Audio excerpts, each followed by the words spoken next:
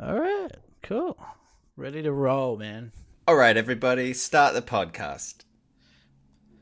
So what's been happening?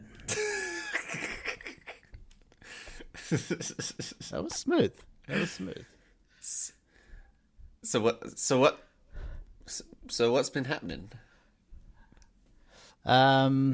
Is that you asking me Oh, I was both asking you and parodying you. and mocking me? Yeah. Well, I'll tell you what's happened. I bought some smart scales. Oh, You know about these? yeah. It tells you how fat you are directly to your face. Right to your phone. face, right to your phone. I can't remember why I bought it. It was definitely You were drunk. I was having a weak moment, I think, Uh-huh. of self image, body self image. Now, before we go too much further, do you already have scales, or there are no scales in the house, and you thought, look, if No I'm going in, scales. I'm going all the way in? No scales. Well, these smart scales are only $40. Well, the one I got was $40. Ooh la la. So, I got this scale, and it tells you have to get an app, and you put in, how high you are. How high you are? I've smoked You might- twice today. Yeah. And you also have to put in how tall you are, your age, blah, blah, blah. And when you step on these scales, it tells you right on your phone exactly how much you weigh, obviously. But then it also breaks down all these different, like, body fat percentage. Like, I'm guessing they're That's somewhat gonna rough. be yeah. So there were no scales in our house. The last time I'd weighed myself was at the gym. They've got like one of these old school weigh things where you flick the You put the weights across, yeah. yeah. And so that was in March. God, and I isn't weighed that annoying as well? Like, just sorry to cut you off, but like those manual weight things, like the depravity of being forced to continue to put your weight higher and higher, notch by notch, as the optimism slowly like seeps out of your body. What Yeah. a gut crush! What a kick in the dick! Like every time you're just like, oh, really? Okay, not 60. Oh, okay, 70. Okay. 80. Okay, oh, okay, fuck. Yeah, it's like one of those things that people have. I mean, the gym I go to has a lot of rusty old equipment as it is. So I don't know if they're doing it to. It's like an antique-y kind of cool. Oh, you have to weigh yourself because they don't have actual digital scales. Are you trying to guess anything. whether it's hipster? Yeah, well, it's in a hipster area, so Okay. But these guys are like the most. They don't even know the word hipster. Right. Yeah, so I weighed 78 kilos before the pandemic. I weighed myself for the first time yesterday on these new smart scales. Okay, before you Guess tell me, how much? I wanna want to guess? know, were you feeling like this is going to be good or bad? Because there's a few factors here, right? There's the vegetarianism thing, right? There's the working, like living from home, having to cook your own meals, right? You're not getting takeaway, you're not going out, you're not drinking lots of booze at clubs, you're not in like social situations. So there's a lot of factors where it could be like, I could have lost some weight here. Then there's the flip side. I can't go to the gym. I've started eating meat again. That where were you what was your rational expectation here? I was not expecting it to be flattering at all or surprised. I don't know if about surprised because I was surprised. But I thought I knew how I had put on weight. I was less defined. Like one of the things that you mentioned before. I haven't been going to the gym. I did stop being a vegetarian. I'm also probably drinking more Okay. than I was. Okay. So there's a lot of these factors. Like it was going to be terrible for my ego. Do you want to guess? Okay, you were 78? I was 78. Okay. 81. 85. Okay. 87 fucking kilos. I Wait, what? 85 or 87? 85. Why'd you just say 87? Did I say it? I don't know. You're probably right because I do this all the time. But I meant 85. Oh, you meant you went up 7. You gained Yeah. 7, not So 87. I You gained 7 kilos. 85 kilos. This is really embarrassing telling this. And that was like, I literally did like this. Ah! Like, I literally did that.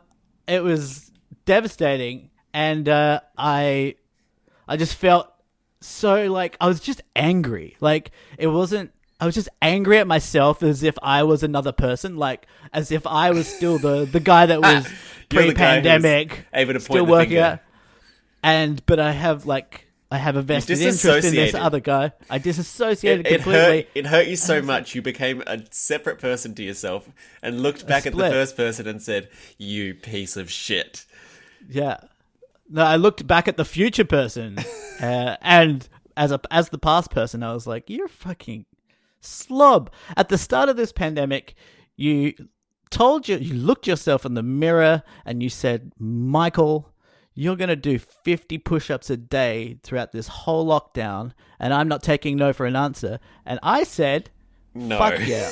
I'm going to fucking..." Yeah. And then just to make myself feel really bad, I went and Googled and wrote down a list of things that weigh 7 kilos. Do you want to hear them? Okay, yeah. All right, things that weigh 7 kilos. I'm really which is hoping, the by amount the of way, that weight this that I list of lost. things is just like 7 kilos of marshmallows, 7 kilos of Skittles, 7 kilos of fish. You know, that I kind of wish that's what it was, and you didn't say that. Sorry. All right, so things that weigh 7 kilos: a gallon of paint, a typical Okay. gallon of paint, a bowling ball, Okay, yeah, right. 2 cats, Yeah. a medium bag of dog food, Okay, yeah.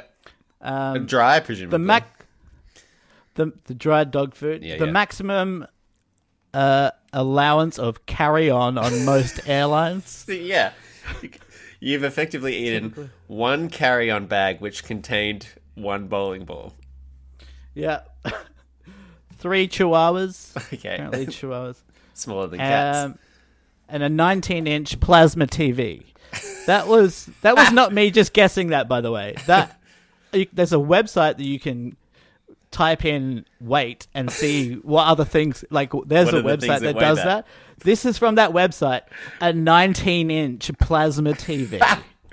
Well, plasmas are traditionally regarded as like a big step forward in the thin panel design. So that Yeah, that's but quite... why did they include plasma? Like that's not. Who cares about? Well, I want to, if I'm going to eat a TV, I want it to have crisp blacks. I don't want it to be just like a pissy kind of, Vizio version thing. I want to know that I'm getting some quality pictures. Yeah, well, I guess, but yeah. So I went. The gyms are closed here, so they've just opened up playgrounds and outdoor equipment. So I've been going to this one outdoor gym, which is humiliating, kind of in itself, as someone who's like already self-conscious and feeling that they've lost muscle mass or muscle strength, that all these things. On top of that, the only way I can work out now is in front of the public. Like that's where I have to.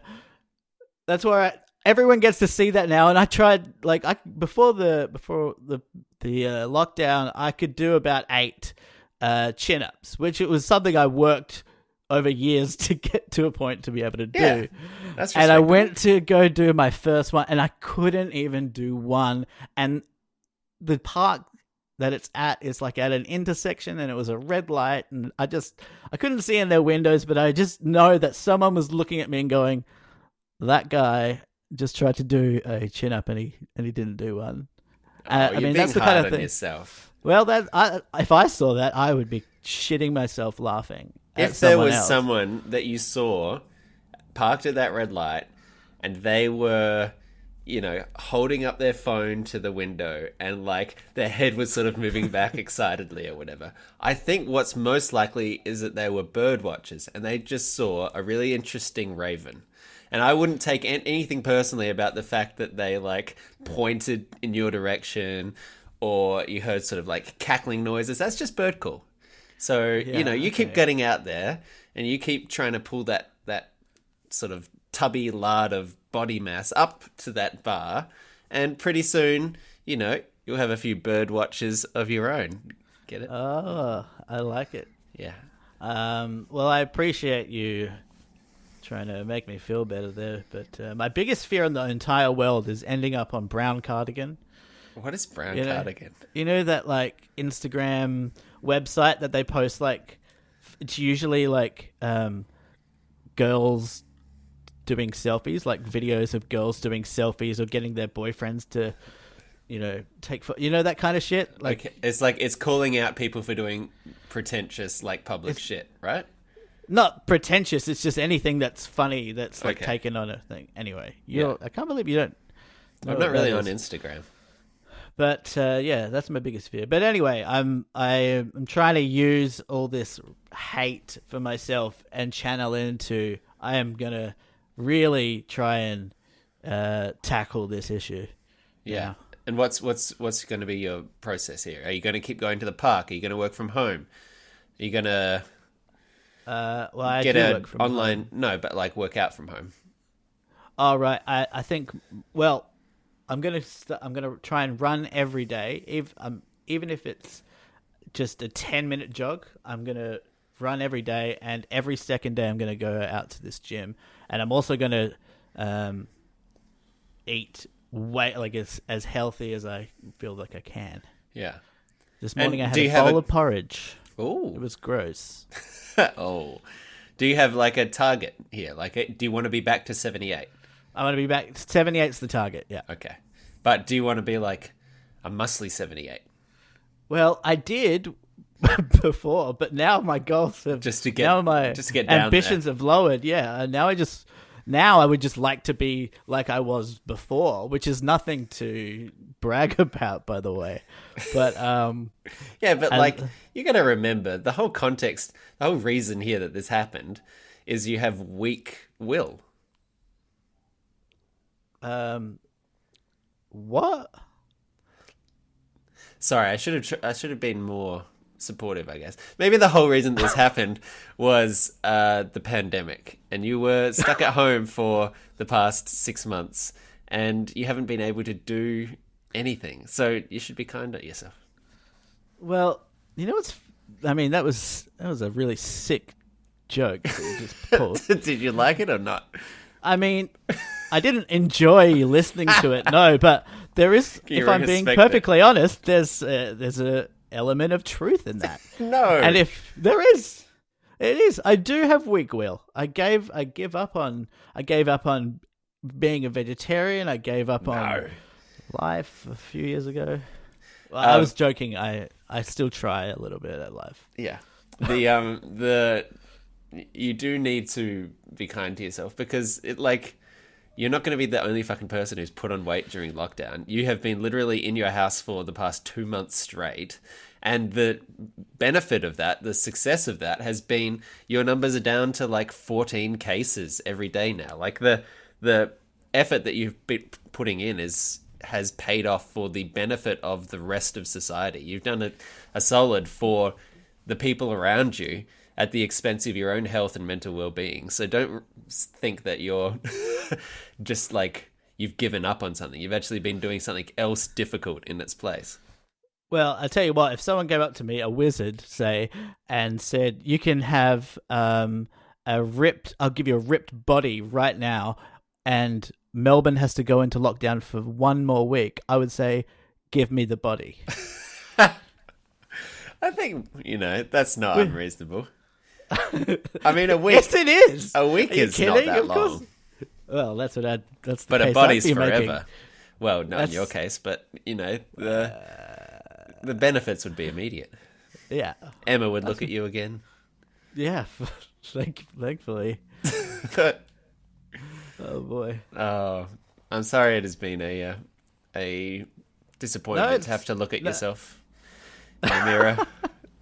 Well, you've been dealing with it for years, so I can only... Now I know, and I have a lot more respect for Now you. you know, yeah. Oh, welcome to D4, everybody. Oh, you're so close to the end, Melbourneites. You're doing so well. I'm so proud of you. You've really achieved something legitimately together, and I'm just so glad that you are here with us today and able to be distracted. So don't think about the pandemic. Don't think about the pandemic. Don't think about the pandemic. Don't think about the pandemic. This is a podcast seen through the internet with me, Michael. Hey. Hey, you're mean today. I think I am a little bit. I've had 2 beers, so that might be why. I'm coming in hot. It's when the monster comes out after 2 lagers. I've had... No. I've had 2 Radlers. It's the one with like lemon, just to take the edge of the flavor off. And my name's Nick. Hi. Hey, Nick. Hi. Don't think about the pandemic. Nice. Radlers, eh? Yeah, that's the good stuff. It's like it's fresh. It's springy. Are you in spring? Is it warm out there?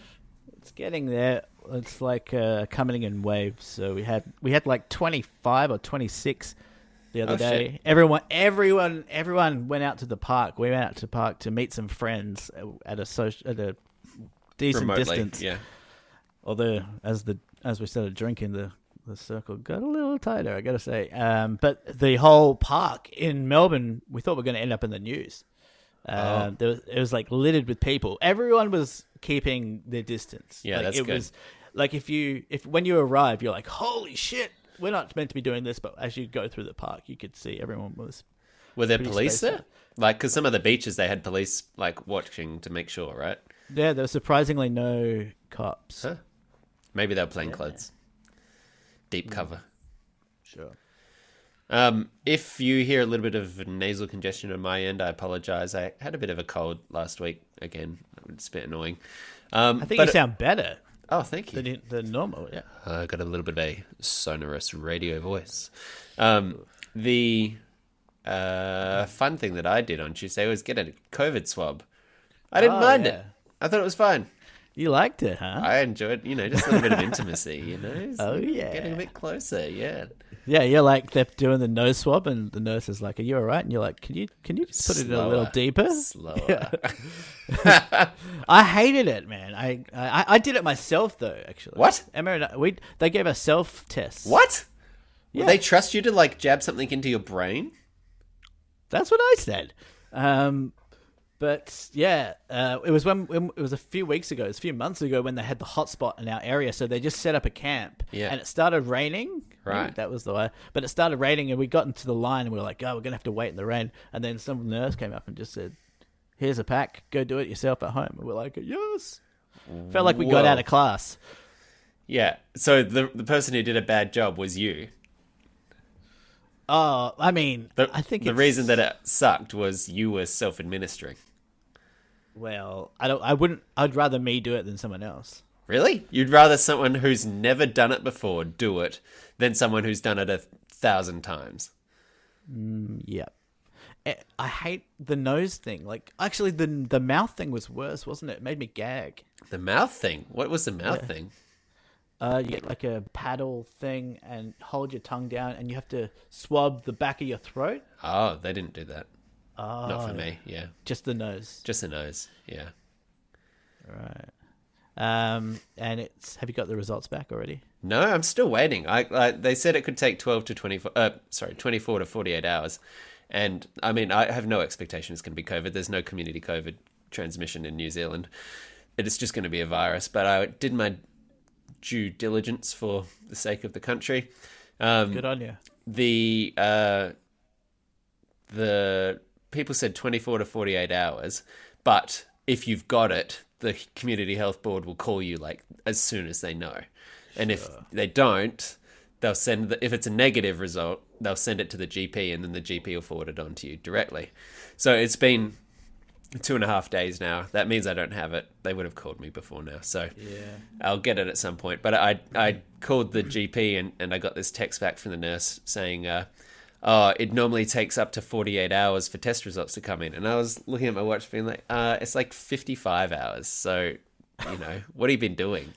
Did you text them back that? It was one of those annoying ones where it said, please do not text reply. You should have just replied anyway, like, it's been 55 hours. 55. I also had to sit in the car park for like half an hour waiting for them to come out, even though they told me on the call I was the only person who was coming in at that time to get a COVID swab. Ourselves. They're fucking animals down there, man. I tell you what. Animals. These frontline workers. Yeah, but you know, it was interesting. I feel like I'm part of the team now. Yeah, well, it's not really a great incentive to go get one. Like, it's pretty amazing that even people now they're still getting like 7,000 people getting tested every day. Yeah. Which is, I mean, a lot of people have refused the test. Well, that was the interesting thing, because when I called up and I was like, I've got a cold. Basically the reason I called up was I had this cough, which is just not completely cleared, and had been lingering for a while, and I just wanted them to give a listen and, check if there was pneumonia or something going on. And so they said, look, it'd probably be worth getting a COVID swab. Would you want to do that? And I was like, yeah, of course. I mean, why not? And they're like, oh, because, it is your body. And I was like, right, but in a pandemic, how much is our body depended on, by society at large? At what point does it actually not become your body? Do you think that there would ever be a situation where, like, they would compel people to have tests or compel people to have a vaccine? I mean, if they're not doing it now, then no, because like now is a pretty, like you would expect. I mean, do you think it should be mandatory? I don't think it would be mandatory. I guess I was just like, I was interested that they gave the option because I was so obviously going to do it. Like I guess my mindset had always been like, if there is a reasonable risk that you might have a communicable disease, then surely it's your duty as a human being operating in a society to go and get that tested. But I guess it hadn't crossed my mind that someone might be like, nah, well, I don't want to know if I have this fucking virus. There are an astonishing amount of people who do not even believe that it exists. Like, I suppose that's true. Not a small percentage of the population.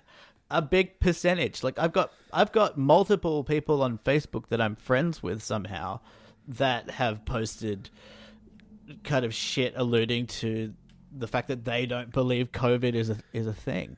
Weird. At all. Like that it doesn't even exist.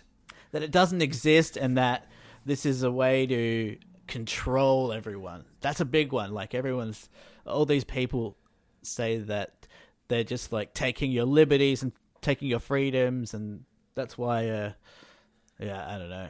It's really shown put a spotlight on all the actual crazy people that just like function amongst society ordinarily. Yeah. But it really brings out the crazy. Like, oh, it was you all along. Okay, cool. I see. So you're not that far away from being a flat earther, Yeah.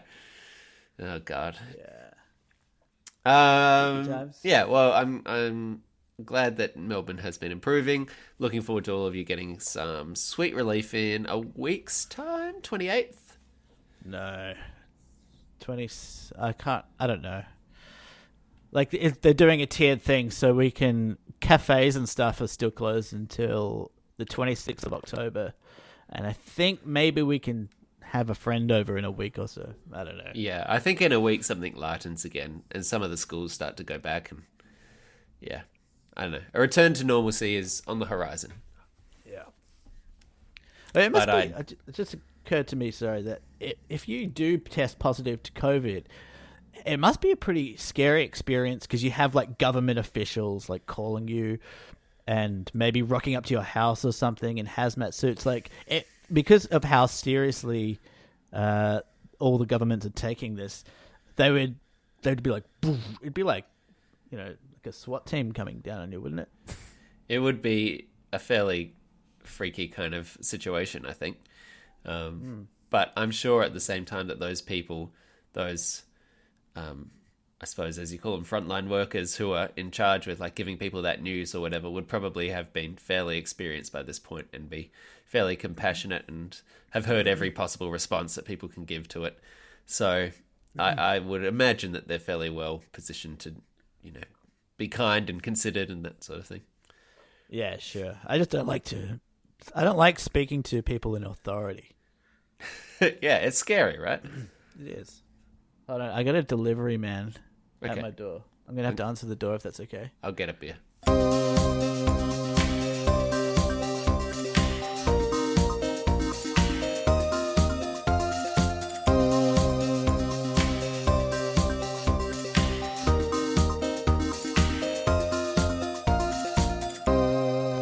What'd you get? It wasn't for me. Oh, the worst. I know. I hate getting We've been- mail and it's like addressed to someone else. We've been getting so many deliveries lately. Like the guy comes at the same time every day, and we get a package every day. That's quite late. That's a 6 o'clock delivery.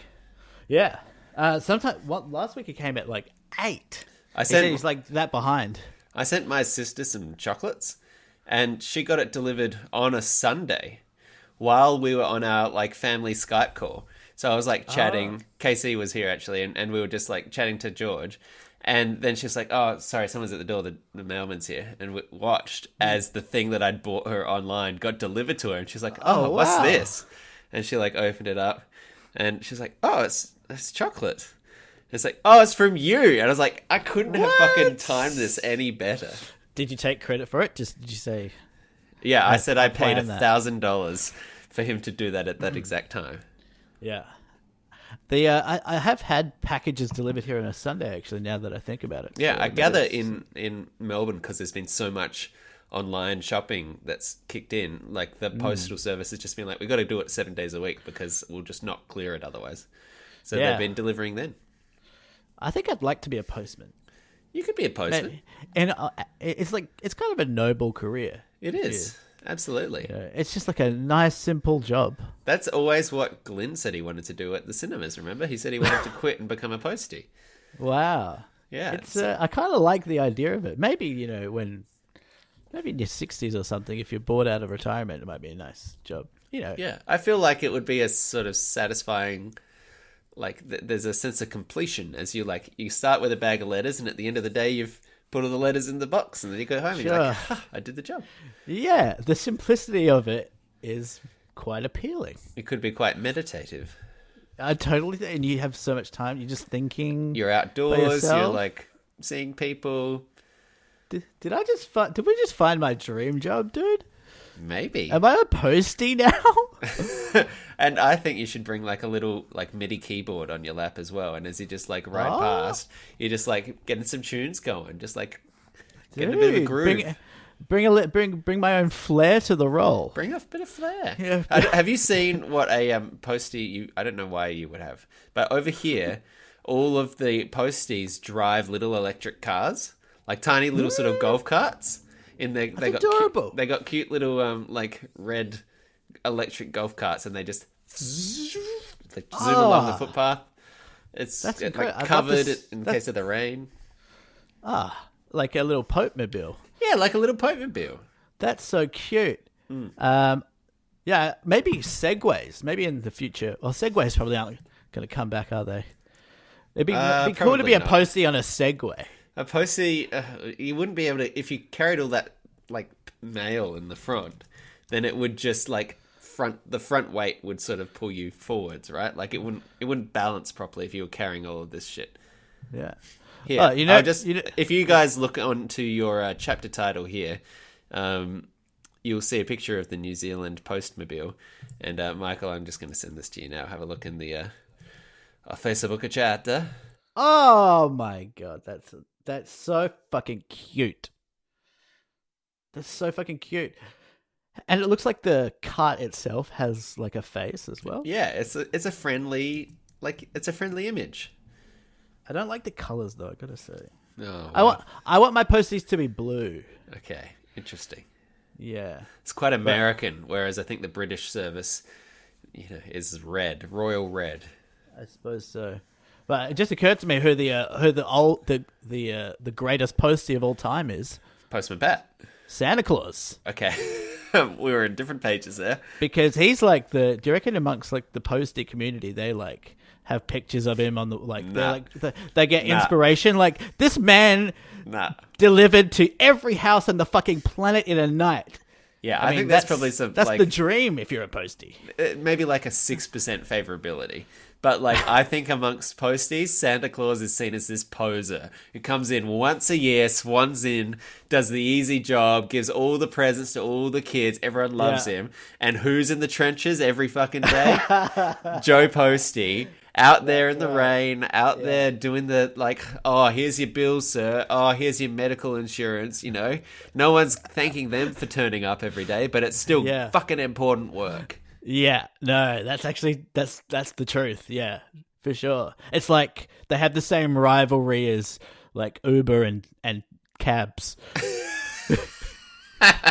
Yeah.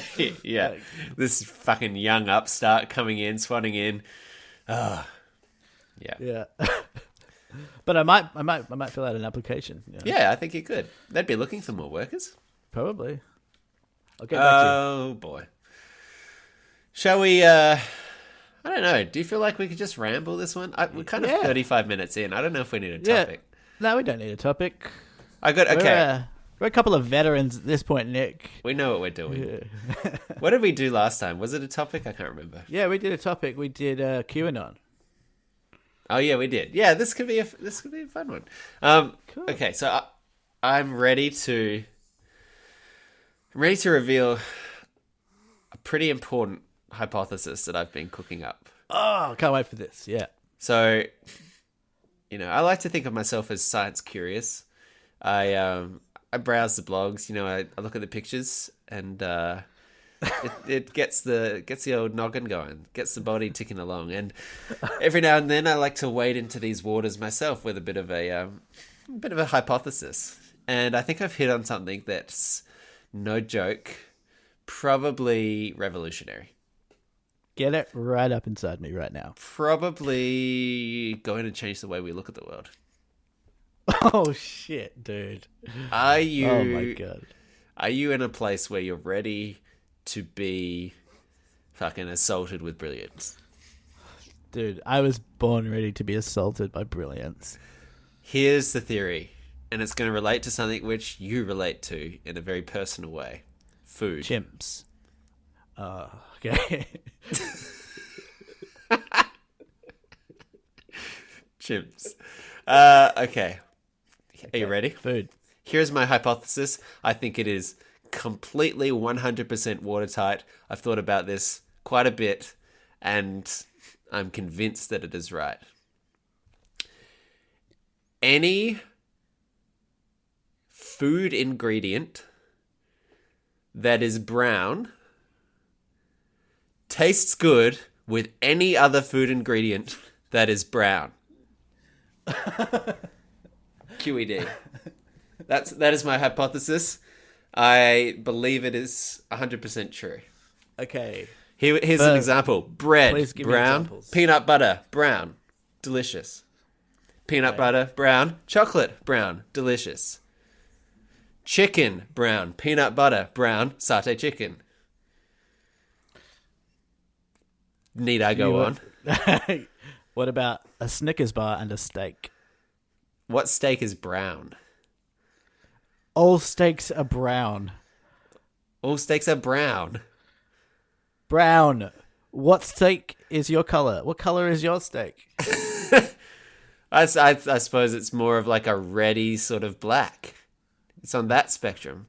Oh, you know, I'll see you a brown steak. I believe that a brown and by the way, Snickers doesn't count. I said food ingredients. You got to pick one ingredient. That's a product that already exists. Okay. But I'll give you steak. Steak and chocolate. Well, now you're in sort of Mexican food territory, right? Like there are main meals that are savory that are made with chocolate. And I believe that chocolate and steak, there's a way that you could do that. A dark chocolate, sort of a bittery kind of sauce. Yeah, I'm on board. Can I just say, you stated that this was, you thought, watertight theory. And 100% correct, always. Yes. Yeah, 100% watertight. You'd see, for that to be true, for it to be watertight, as you say, as you claim, you would have to have thought of every single food ingredient. I've thought of 4 examples, and I think that's enough. Look, I can't actually, at this time, fault the theory. but I do not believe it to be 100% true. It could be mostly true. And also, why did you think of this? Potatoes and bread, delicious. Yellow. That's a chip sandwich. Potatoes are yellow. What? You No, don't. like a maybe roast- you're colorblind. Maybe this is why you think this works. Potatoes aren't yellow. They're yellow. Why are potatoes yellow? Well, they're brown when they're in the dirt. No, they're But brown on then the they outside. become- The skin of a potato is They're basically white. on the inside, maybe, but on the outside. What other things are brown? I really want to Google what things that are brown, but I don't think that's a good idea. I think you can Google brown foods. Maybe I'll ask Siri. Hey Siri, what is an example of something that is brown? What a convoluted way to ask that. Okay, I found this on the web for what is the example of something that is brown. Check it out. James Brown. Okay. James Brown and chocolate, delicious combination. True. Well, all right. So, yeah, I guess for the time being, you're right. Okay. Look, I'm opening this to the floor. Any listeners out there, play along at home. Think of a brown food ingredient, not a finished dish, an ingredient, and pair it with any other food and tell me that it doesn't, any other brown food, and tell me that it doesn't work, because I can't think of any. What's your favorite color of food to eat? Probably brown. I mean, it's pretty good. You get some proteins, you get some carbohydrates, you get It some is sweets. quite appealing as a food. I'll admit Yeah. that brown is an appealing color. Brown's a in good food. color. You get Red your is an chocolates, you get alarm your bread, bell. you get your... No, well, red depends on what it is. Well, blue Like doesn't come Skittles, blue doesn't come up that much. up. No. I don't mind a Don't say purple, I have blueberries. to say. Yeah, like some berries. But purple and blue are like artificial colors. No, like a blueberry, a raspberry, that makes a purple smoothie. Yeah, but everyone always says berries. Apart from berries, nothing else is blue. Carrots. Carrots are blue. Yeah, not blue, but purple. I guess so. Purple is a crazy color. It's like, it freaks me out. I don't relate to purple at all. I relate to blue and I relate to green, but I do knew not you were gonna relate say that. to red. You don't relate to red? No. Apparently, a weird statistic is that teams that wear red win more. Yeah. Isn't that interesting? You heard that? Yeah. I think it's like a psychological courage thing. Like, do you think that Yeah. like red? Well, I mean, you've got a red- red microphone. What do you think that Yeah. means? Dominance Oh. and genius. No, but red in the natural world often indicates like, well, it's tied in with sexuality. It's like presenting. Uh-huh. You know, a red. Wait. If you're a baboon, a red bum is. Uh-huh. You know, also it's like that's why they use, or maybe bulls are colorblind. Some other fact that I can't remember about red displays like aggression. Well, red is like one of those warning colors as well, right? Like if you see red berries or red on like butterflies or toes and things, like those kind of colors are like, I'm toxic, I'm poisonous, I'm a threat. Right. Yeah. Yeah. Michael, can I ask for permission, please, to do a weird news? You want to do a weird news, which is my segment. Your segment. Or do you want me to send you the link and you can do the weird news? No, I want to see how you handle it. Okay. I mean, it's I'm not trying to take over your No, zone. No, I no. just feel like this is relevant to what we're talking about. I think it's going to be up your alley. Dude, honestly, go for it. But it's not going to be a day in the park. It's not like science news or whatever. You do mailbag. It's not like this. There's a lot going on, a lot of moving parts. So Okay. like, go for it. Go for your life, honestly. But don't get cocky about it. Okay. I treat it with respect. That's it. And maybe at the end, Thanks. maybe through weird news, if you just take some notes and just like a little bit of constructive feedback at the end would be really helpful. Done. Okay. I'll could you please play the jingle? Good luck, man. In the news today from the Strange and Weird Fact File. Well, for decades, only crackpots and crazy people believed in UFOs. suppose Deputies that's here what I say thought the anyway. suspect told them he's been performing sex acts on animals since the Tonight I told 1970s. about my close encounter with the Yeti. Totally A true. sticky situation at an airport in Tennessee after baggage was sprayed with rust. Turns out, the government has been taking them seriously all along. This is Deep Thought Weird News with Nick Shadle. Alrighty. One of the Okay. best jingles ever. One of the best. Okay. Thank you all for coming. This is Wired News. Weird news. I got a headline here, and I thought it was a bit weird, and I thought, okay, this is going to be good. Just calm down. It's all right. Sorry. You're doing good. Okay, it's on BBC.com. Reputable, I thought, when it comes to this kind of stuff. Ooh, typically we don't use reputable sites for weird news. Oh, okay. Go So on. this. Go on. Can I tell you something honestly? Can I be honest with you? Can I be real with you for a second? Okay. I'm a little worried that this isn't weird enough for weird news. But I felt like this would be a good story to talk about. Just keep going. I want to hear it. Okay, I will start by reading the title, and you just Interject. let me know. Right, okay. Sure. Here's where we start. BBCnews.com. Malaysian man finds is in air quotes. Malaysian man finds monkey selfies on lost phone. Dude. Good weird news. Okay. Weird news, Okay, dude. that's good. Okay. A Malaysian man says he found monkey selfies and videos on his missing phone a day after retrieving it in the Holy jungle behind his house. Okay, we got a bit of a story on our hands. We got a bit of a story here.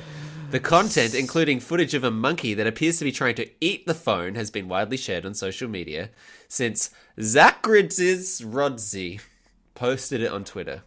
The student said he thought his phone had been stolen while he was sleeping, but it remained unclear exactly how the mobile went missing. It was also not possible to verify the circumstances in which the photos and videos ended up on the phone, namely because monkeys took it, and they did not respond to questioning.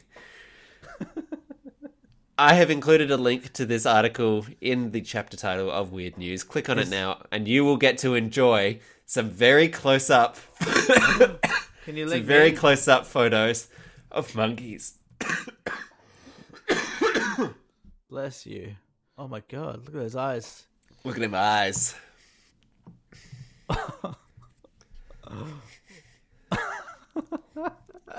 So, there was no sign of robbery. The only thing on my mind was it was some kind of sorcery, said the final year computer science student. A few hours later, in a video shared with the BBC that was time-coded 2 p.m. that same day, a monkey appeared to be trying to eat the phone.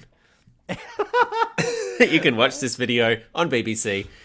The primate can be seen staring down the camera against a backdrop of bright green leaves and crowing birds. Couple of questions. Yeah. Do you reckon that the monkey tried to eat the phone because she didn't like the photos? Oh, do you think it was a selfie? And she's like, Yeah. oh, God, nope, no one can see this. Yeah. And because she's a monkey, she's not thinking straight. She's, What?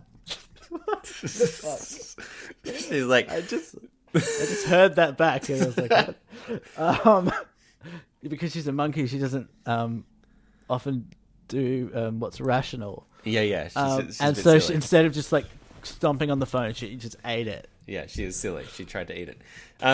Here's what happened. So he tried to find the phone. Then his father noticed a monkey outside their house. The father called his son's phone and heard ringing in the jungle. And then they walked out into the backyard and discovered the muddied phone on some leaves beneath a palm tree. And then the uncle or whatever joked that maybe there was a photo on the phone of the thief. And then after they opened the phone and looked at the pictures, it's full of monkey photos. They suspect that the monkey may have entered the house through his brother's open bedroom window, picked up the phone, and then went out into the forest. Where is this, Malaysia? Malaysia. Oh, that's funny. So It would have been really scary if they rang the phone and then they just heard a... I don't know how monkeys sound. So here's the here's the last part of this article. There have been basically, it's not the first time that monkey selfies have made headlines. In 2011, Naruto, a macaque monkey in the Indonesian jungle, picked up a camera owned by David Slater from Monmouthshire and snapped a series of selfies. Mr. Slater argued that he owned the copyright to the widely shared image, but animal rights charity PETA sued and said that the animal should benefit because it clicked the shutter. A US court ruled that copyright protection could not be applied to the monkey and dismissed PETA's case.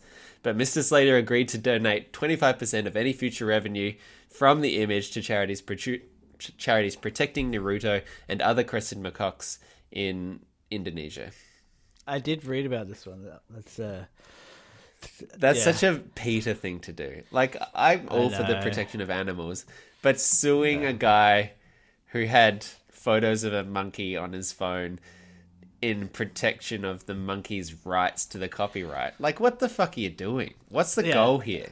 Yeah, they're like, how did no one say this is worse for our image? like who are the actual lawyers that are doing their, staying up late at night working on the case? Yeah, trying to work out legally. You'd have to be totally on board as within PETA as well. Like, it'd have to be a lawyer who's joined PETA, right? Yeah. It wouldn't be like a outside firm. And every time they get an email and it's from Janice at PETA, you're like, oh, what is it this time? I mean, it would have been funny though if they did rule that it was. It wouldn't mean anything. It wouldn't mean anything. It'd mean some guy would lose out on a whole bunch of cash. Yeah, but what are they going to do? Give the cash to the monkey? Do you think PETA loves animals more than people? I don't know. I think they do. I mean, probably. Yeah. I guess to a certain degree, it's like... People for the ethical treatment of animals. I mean, it's kind of in the name, isn't it? It's kind of arbitrary in some respect that we treat people differently than we treat animals. Like, at the end of the day, we're just beings that have evolved on this planet, and all of us are gonna die someday. So by that token, all living creatures are exactly the same. It kind of does make sense, and it doesn't make sense that we think of murdering a person as horrific, but if you killed your cat, you're just like, I don't care about a cat. What? Of course you'd care about killing your cat. Well, I mean, not as much. It's seen as a lesser, yeah. Yeah. But I mean, it's the degree of consciousness and self-awareness, right? Like, humans have self-awareness. They know they exist. They're intelligent. They can communicate in our species. It's sort of like saying, aren't elephants and, birds the same? Do you think an elephant looks at a bird and thinks, oh, you're really just like me? Probably not. It's just only interested in elephants, right? But isn't the bird's experience of being a bird worth the same as an elephant's? Just because you have more consciousness, does that mean that your experience is worth less? Probably not. You mean worth more? If you have more consciousness, isn't your experience worth more? Probably. Yeah. Because we I think so. We don't, because we don't, on the scale, right? We don't ascribe as much care to insects when we kill insects than we do to mammals, right? And I think that's a perception of consciousness. I'm not saying that it doesn't exist or that, I mean, I think that way as well, obviously. But I think, I don't know, part of me thinks that if you really break it down, because of the fact that nothing matters, nothing matters. In the sense that we're just in a blip of time where, I didn't smoke weed, by the way, before I came on here. I sounded like an absolute stoner. I forgot what I was going to say. But life In a blip life of is time, meaningless. nothing matters. Right. Life is meaningless. So consciousness in any form should be worth the same amount. Well, see, I think that if life is meaningless, then those that are more conscious are going to be getting more out of life, aren't they? Yeah, that's true. But who cares? Well, if there is no ultimate meaning, then surely all you have is your own individual experience. So if you're more aware of the experience you're having, then that's a more valuable life. But it's not the bird's fault that it's not their fault was a at all. bird. No, it's not. So It's not a blame they just got thing. They just got a bad luck of the bad hand. Bad luck of the hand. Yeah. I was watching a video today of a python that was getting attacked by a badger.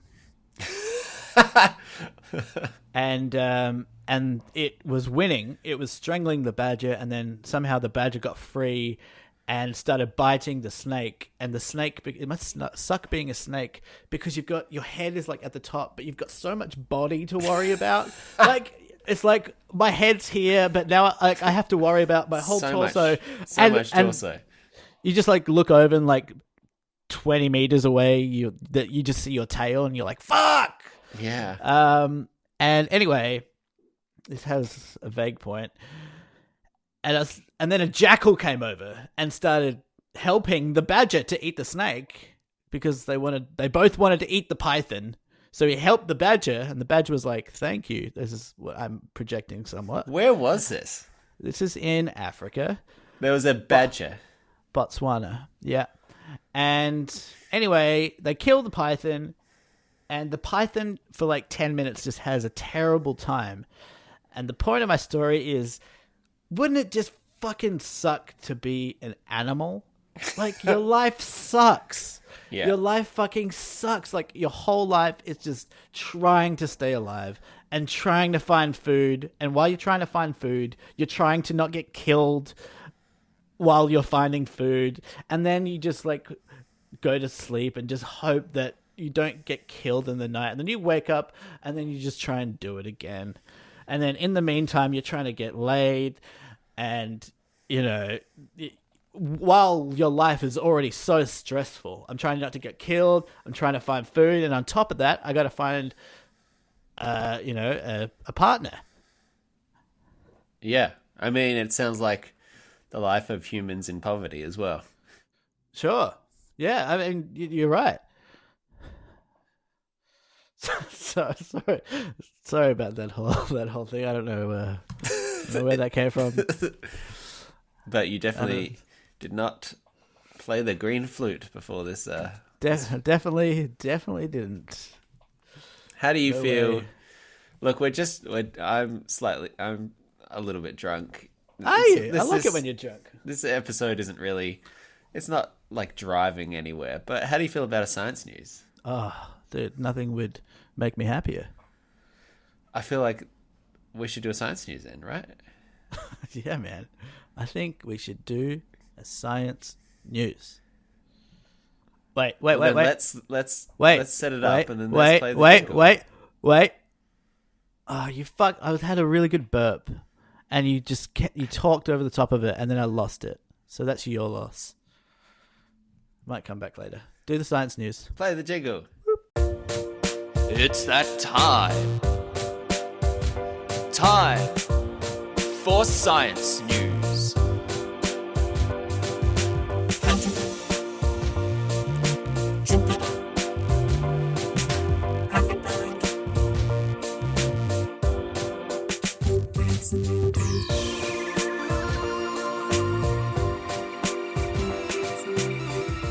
Hey, it's been a while. It's been a while since science news.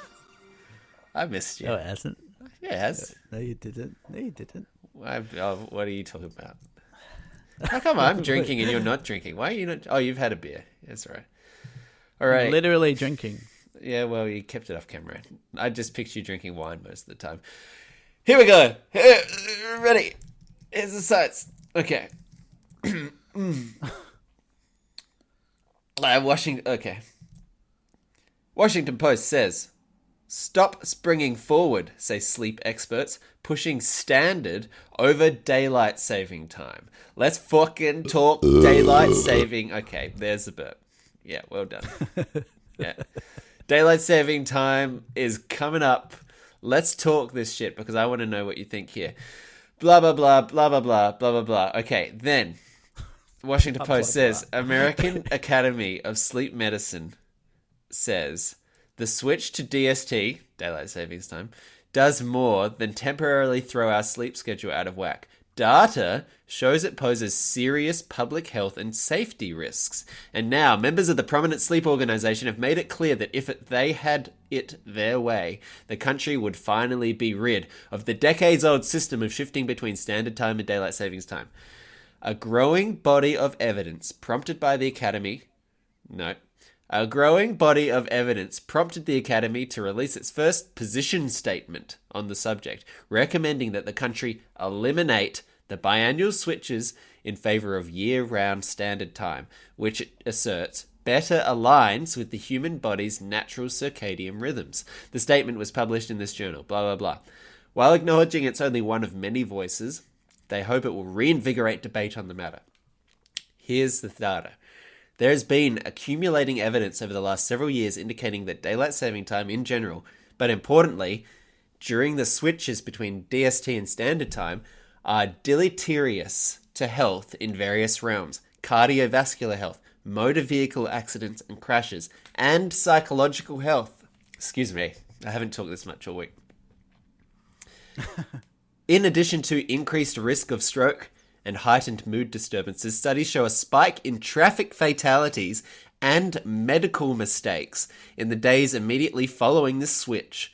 One recent paper examined more than 732,000 accidents over 2 decades and found that fatal crashes rose by 6% in the first week of daylight savings time. Another research abstract published in May studying the effects of sleep deprivation on healthcare workers noted that an 18% increase in adverse medical events related to human error occurred the week after switching. The issue is that as a society, we are so sleep deprived to begin with that when you add even just one more hour of sleep loss on top of that, you are pushing people into a zone of risk. It's like the straw that breaks the camel's back. So, basically, science is saying we are killing people by doing daylight savings time. And I want to know, where do you sit on this? Do you like a daylight savings? It's coming up. It's 2 weeks away for Australia, 1 week away for New Zealand. Less, actually. We're about to go into this, summertime. Are you on board? Do you like it? Do you want it? Are you happy if it's not? Well, that's the thing. You like it when it goes into summer, and you hate it when it goes into winter. So, overall, it would be way better if they just didn't do it. Like, is it necessary? Like, did you explain why daylight savings exists in the first place? I think originally it was the idea of maximizing light, right? The article doesn't cover history, right? But the idea is, okay, if it's getting lighter in the morning, let's push that later so it's easier to sleep in to our normal times. And then we get more light at the end of the day, which is kind of nice because it's like, oh, look, we can go off and do things and it's still light out. Right. I remember Brad Pitt once saying that daylight savings was stupid. So I tend to agree with him on those things. Yeah, including dumping Jennifer Aniston. Dump that bitch. Wow. No, I love Jen. Yeah, no, I'd get rid of daylight saving for sure. And also, it's crazy. Like, why are people that 6% of people, like car crashes, is that because people are losing sleep, or is it because like my first thought was that they're like, oh shit, it's daylight savings, and then they're like late for work and drive faster. No, I think it's probably more like they're sleep deprived, so then their attention is drifting and they're not as like alert on the road. Right. Yeah. What about you? Do you where do you stand on the DRL? Do you know what? Yes. Nope. I had a. Where'd the L come from? Daylight, I suppose. Daylight savings. Yeah. I do kind of like it, Like, I get why it happens, because when it gets to summer and it's like still light till 8 o'clock, it feels nice, doesn't it? Like it's got a vibe where you're like, Sometimes 9. yeah, like there's an atmosphere to the evening when it is lighter, right? It feels festive. It feels exciting. Totally. It feels like an opportunity. It's my I kind of favorite like time that of day. vibe. 5 p.m. is my favorite type of day. Time of day, sorry. Type of day. I like the days that are at the end. Yeah, it's like 5 p.m. is like you said, exciting. It's like that's when the anticipation of if something good's about to happen, it happens. It's just before 5. Work just is before- finished. You're about to be free. You're out in the world. Dinner's coming, the Yeah. best meal of the day. Desserts Totally after agree. that, the best dessert of the Yeah. day. And Couldn't then care less. it's like light out as well. Yeah. Magic. No, I'm with you. But are you saying that we wouldn't have that? So in reality, we wouldn't have the jump. So Wait, here's I'm what would confused happen. here. Instead of it being light till 9 p.m., say, it would be light till 8 p.m. And it would be lighter in the morning when you get up. So if you didn't do daylight saving time all the way through, you would the light would stay earlier relative in the hours. So it would be more daylight time and an hour less at the end of the night. But it would be dark at 8, which is still like 8 o'clock. That's an okay time Yeah, for it to go dark, right? Totally, yeah. I'll take an 8. But how? So could they actually even imagine if they implemented this? Would it take heaps to actually implement it across the world? Do you think?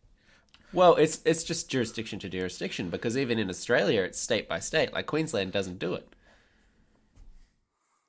Oh, what? Queensland doesn't do daylight savings, I'm pretty sure. And there's a point in the year where South Australia and Northern Territory and Queensland are all at the same time, but Melbourne, What? but New South Wales and Victoria are an hour ahead. I had no idea that was true. Wow, Yeah. it's weird that Queensland's the progressive on this. Well, progressive, or they Progressive just at all. never got on board 40 years ago, and it's now come all the way back around to... So each state decides their own time. Yeah, let me in double check Australia. this. Wow. So it wouldn't be that hard at all. No, it's totally achievable. So, daylight saving is not observed... Okay, I was wrong. Daylight saving is not observed in Queensland, the Northern Territory, Western Australia, Christmas Island, or the Cocos Keeling Islands, which I've never heard of. So, at that point, Queensland is plus 10, New South Wales and Victoria and Australian Capital Territory are plus 11. South Australia is plus 10.5. So South Australia is ahead of Queensland, but before New South Wales and Victoria. Oh my god. The Northern Territory is an hour earlier. So the Northern Territory is still at 9:30 because they don't go forward. Western Australia is at 8. And then all the other islands as well. So in daylight savings time, this is what happens. Just picture a map of Australia and follow along here. Okay. Western Australia is at 8 a.m. The Northern Territory is at 9:30 a.m. That's normal, right? Okay. Queensland is at 10 a.m. South Australia and Broken Hill are at 10:30 a.m.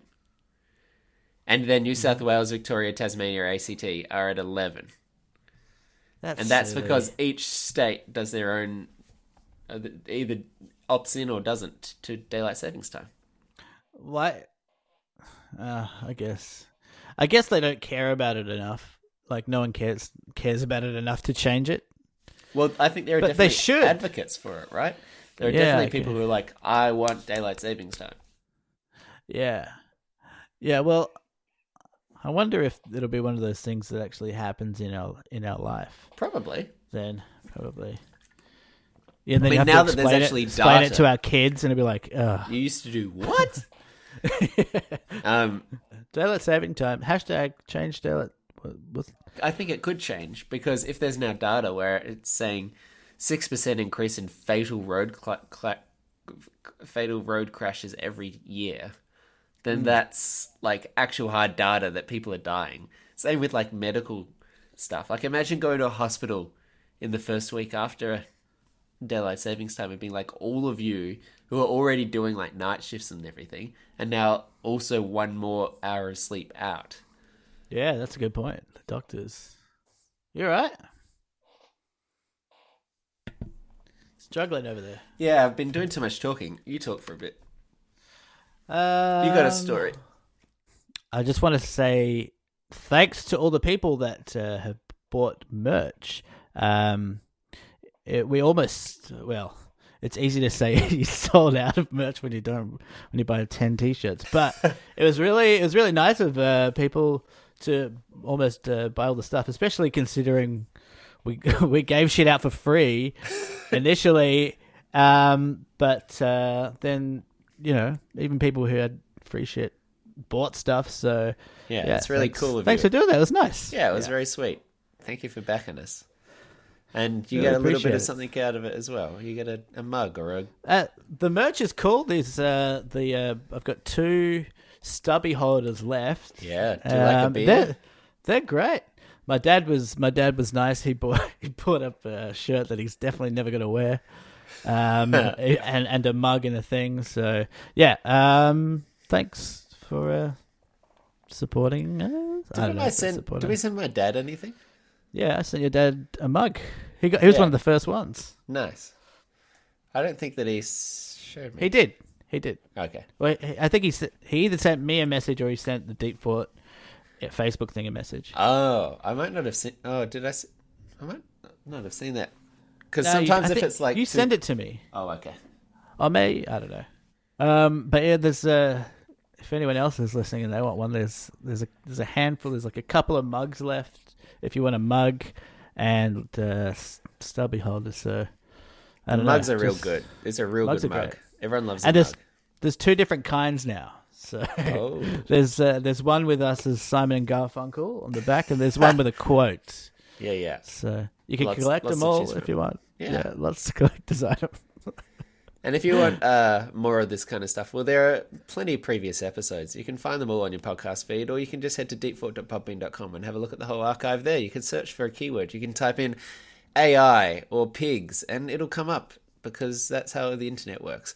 There's also a full Facebook page. Like, it's complete. And it's facebook.com/deepfort, and you'll have like interesting news articles posted. You'll have comments. You'll have posters. You'll have photos. Sorry, I've lost it a little bit. Twitter.com/deepfort. You can send questions and your comments to deepfort@gmail.com. You can go onto Instagram, and Michael, you posted a little something on Instagram fairly recently. It's gotten over 88 views. Over 88 views of Michael's workout. Here comes Hollywood. It's a fun little video. You can actually go and have a look at it now. Good for you. Thanks. And then SoundCloud, if you want to listen to any of our jingles again or our tunes. It's coming up to Christmas. And that's what we call chestnuts. I just wanted to add one thing that I don't think I told you about the merch thing. You know Dave Weber. So I went to send him a mug and a t-shirt on the first round, and it went... He's living in San Francisco. It made it... I was tracking it on my phone. It went all the way to San Francisco. I got a notification saying it's out for delivery, and then it says delivered. And I messaged him and I said, "Did you get a package?" And he goes, "No." Ooh. So the package got, he reckons, I don't know, got delivered to the wrong house or something. It's just so crazy that it can go like literally all the way across the road, and then it could be like delivered to the next house, like just one house slightly over. the wrong house. But isn't that more interesting as like an outcome? Is that someone's going to have stolen a package, and what's in it? a fucking deep thought mug with our like stupid faces on it on the picture of Simon and Garfunkel, and this person's like stolen mail from someone and being like, well, I guess let's have a look what's in here. And what do they get? They get a low quality t-shirt and a mug with our faces on Simon and Garfunkel. Like, in some ways, that's a nicer outcome. Our merch is out in the world.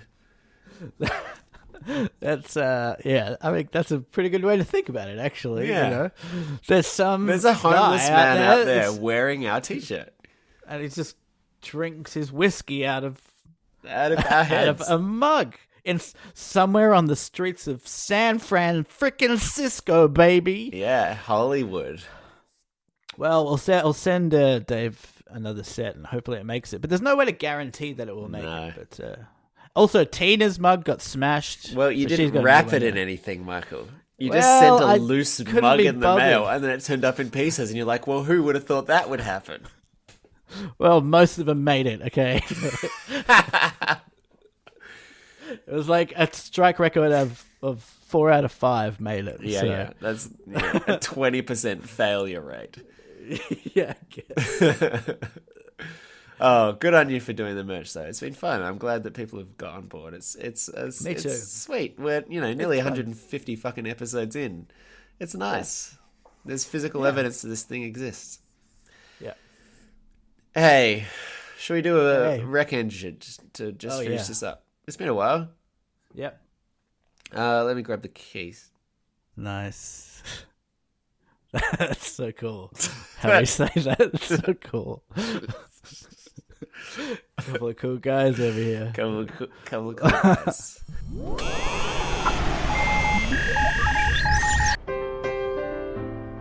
Welcome to Deep Thought's Recommendation Engine.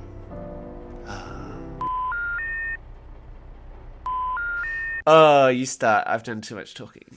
All right. So what do I have? I've got one. I've got two. My first one is, maybe a few people have seen it, but this documentary on Netflix called Social Dilemma. Have you seen this? I haven't seen it. I've seen coverage of it. I've seen critiques of it, but I haven't watched it. It's just it's a pretty well made doco. It's interjected. That's not the word. Whatever. Interspersed. Interspersed with some reenactments, or like they're like acting out kind of like metaphors of the thing. Like that's the there's a narrative going through it. It's kind of weird, but it's all right. But anyway, the documentary overall is just such a shocking look into how social media is, how we're addicted to social media, and how social media is kind of actually controlling us, and how much information they have over you. It's so scary, man. Like I think I told you I deleted my Facebook and Instagram apps off my phone as soon as I watched this documentary. It was that I haven't reinstalled them. But I've allowed myself to go onto social media, but I have to do it on a desktop browser. Yeah. And it's cut down my screen time by 40% over the last week, which is both, I mean, I'm glad that I'm doing that, but also when you look back at the amount of time that you're spending on your phone, like sizable portions of the day, it's just, it's just disgusting, really. But yeah, check out out of curiosity, what is your phone screen time? Give me your deets here. I'll look at mine as well. It's just more embarrassing than giving you my weight. Okay, I'm gonna bring up my screen time here. Screen time, all devices. So this is including my iPad, presumably. Alrighty, daily average 6 hours and 24. Ooh. Mine's 3 hours and 34. Wow. Let me see. See all activity. My most used app is... Oh, that's... Yeah, I'm looking on the week, not the day. My most used app is Overcast. That's my podcast app. 4 hours. Tweetbot, 3 hours 43. Messenger, 3 hours 21. That feels long. I think Messenger and does weird shit. It stays on in the background. Crossword app, 1 hour 48. YouTube, 1 hour 40. And a game, 2 dots, 2 hours 40. It's a lot of time, isn't it? Like 5 hours of the day, considering you're awake for 16. Yeah. But at the same time, like, I work on my computer. So... But is it counting that? Is it counting it's connected to all my devices. Let me see. So my devices are my computer, my iPad, and my iPhone. Well, I guess that's not too bad then, actually. If that's what it is. Yeah. Yeah. Well, I instead of on my home screen, I used to have Facebook and Instagram, and I've switched them out with a flight radar. And this will be my other second recommendation.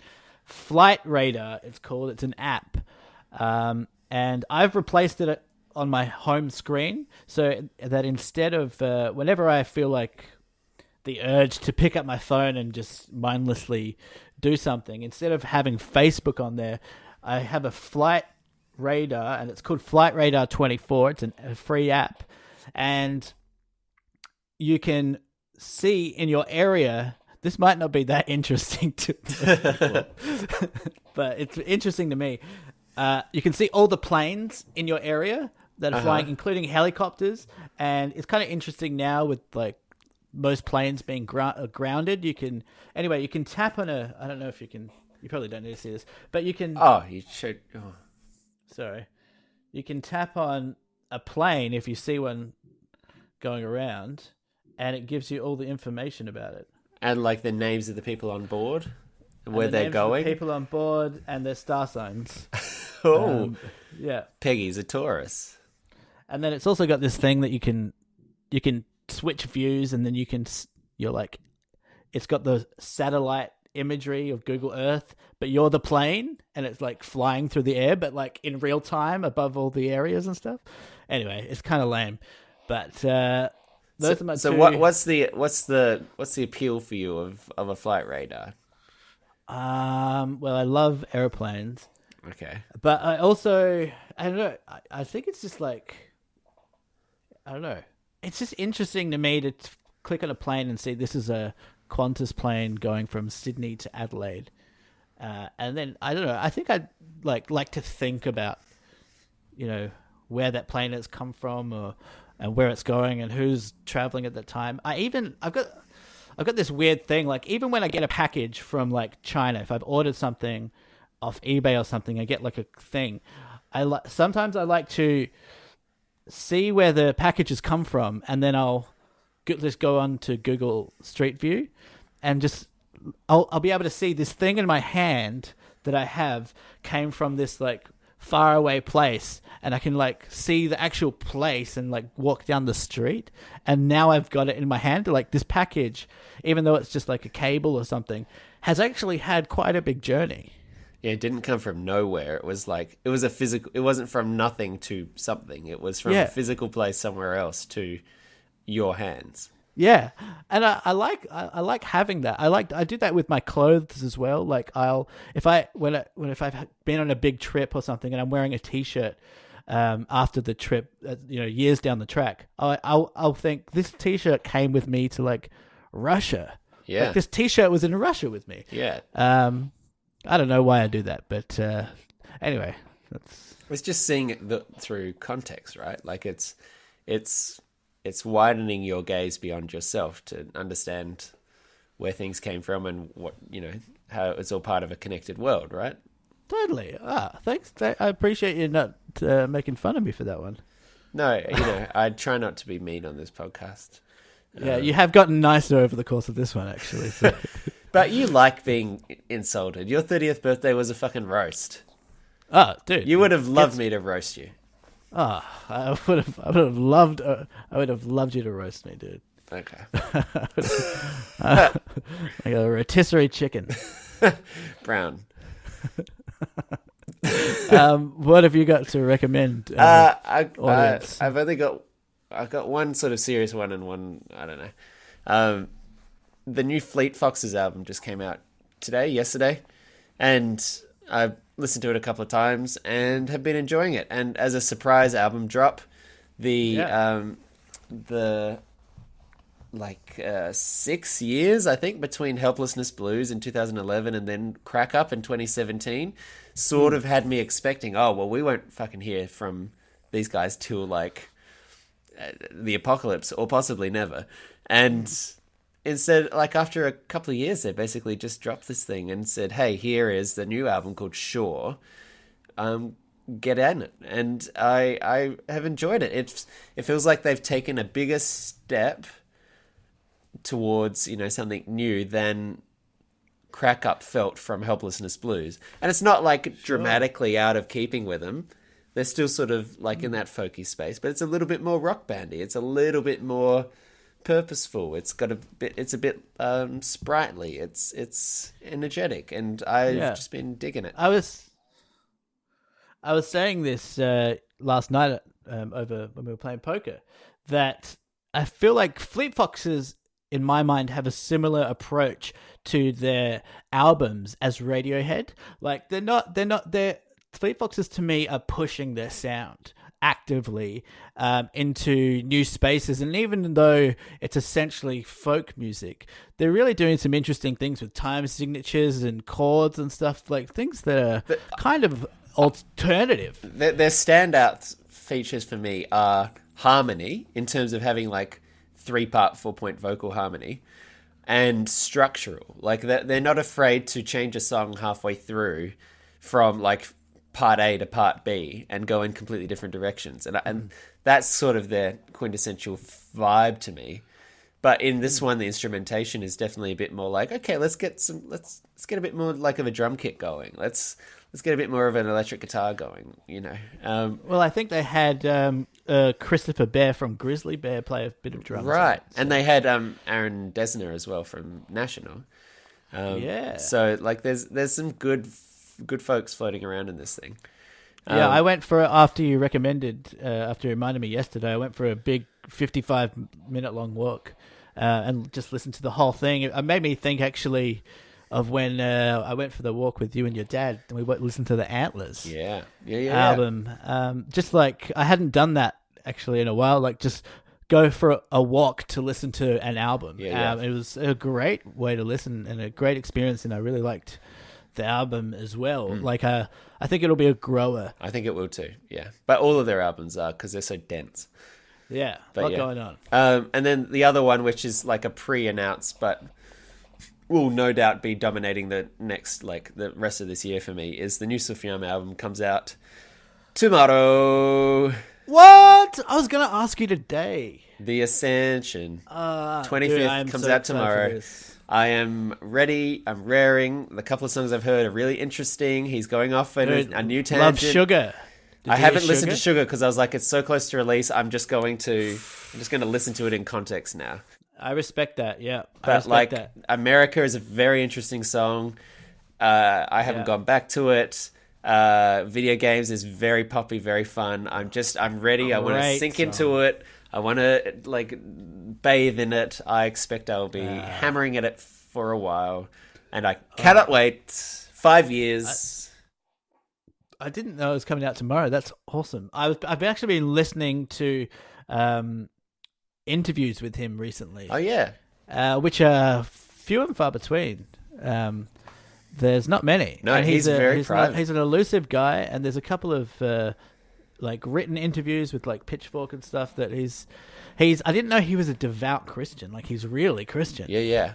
Well, he was in an era as well. Like I think that's modulated over time a little bit. But those early albums, they're all Christian parables. Like the Seven Swans stuff is all Jesus a lot. Yeah, doesn't he? Even in Video Game, he's Savior. He's got that imagery. Yeah, Jesus. But it's weird. Sorry, can I just say it was weird how learning that. I was like, I wish I just didn't learn that.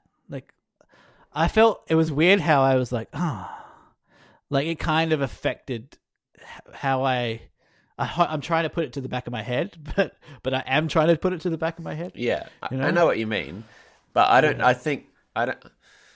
I don't want to listen to Christian music at all, and like that's the thing. Yeah, but you can't think of it as Christian music because it's not Christian music. It's a music by a Christian. You listen to plenty of music by Christians. That's not the same thing where it's like the purpose of it is like indoctrination. Yeah, I know, it's silly. Yeah, But it's kind of like, and stay with me on this. It's kind of like knowing. It's kind of like, trying to watch a Woody Allen film. Oh God! You're having to keep in context who he is as a person. I know too much about him. Yeah. Okay. Yeah. Anyway, I don't see it that same way. But the I was being facetious, but the interesting thing about him as well has all been the speculation about like his sexuality because he's never talked about it so much. Yeah, but like he's gay. I don't know. It's possible, but there's like he speaks very camp in that he did an interview with Bryce Dessner and the guy from the National who did Planetarium with, and he came off as pretty camp. Yeah. I think that he's probably LGBT. I'm just not quite sure whether he's all the way there or not. But like there are songs where he talks about handsome guy. Yeah, for sure. There are songs where he talks about like the closeness and with a guy growing up and all this kind of stuff. And then he did the song for the Luca Call Me By Your Name. Yeah, thank you. Call Me By Your Name. Like there's plenty of suggestions that he's, certainly okay with that kind of sphere of work. So, but yeah, like to this day, he's what, like 40s, and he's probably done like less than 30 interviews in his life. Like he really is quite reclusive. Yeah. Do you when you listen to music, knowing, I guess it's something that has been different for you and me, but hearing songs that are about straight or heterosexual romances or feelings or thoughts, has that ever factored into how you receive a piece of art or music?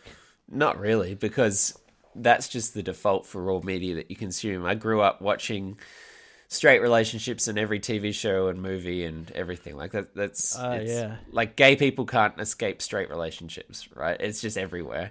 Every sex scene that I saw growing up was of straight people, right?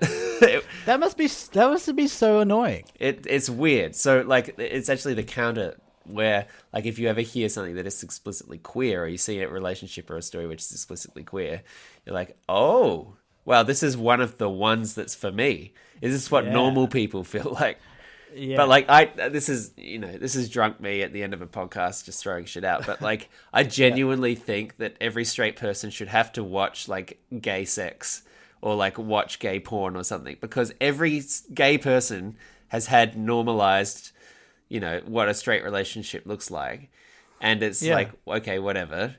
But if the world, had the same reciprocal factor where like every straight person just got to see is a weird way of framing it, but like was shown the same degree of intimacy, or like actually just watch what gay sex looks like, it would remove so much like homophobia. It would remove so much like stereotyping, like so much of the like, you mean bigotry. Like movie sex, right? Not like porn sex. Well, probably both.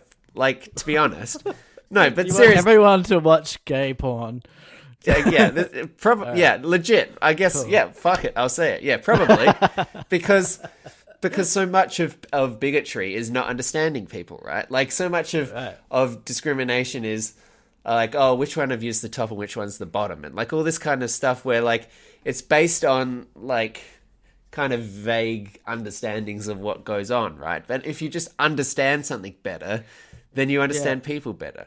So in the same way that like I know what straight sex looks like, I think that straight people should know what gay sex looks like actual real gay sex. Yeah, like, you might have a point. What is the downside of it?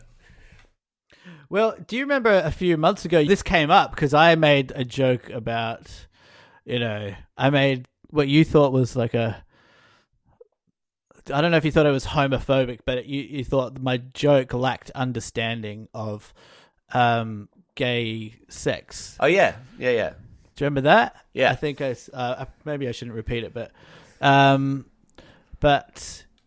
I think you might have a point about it's about normalizing it though. Yeah, isn't for it? sure.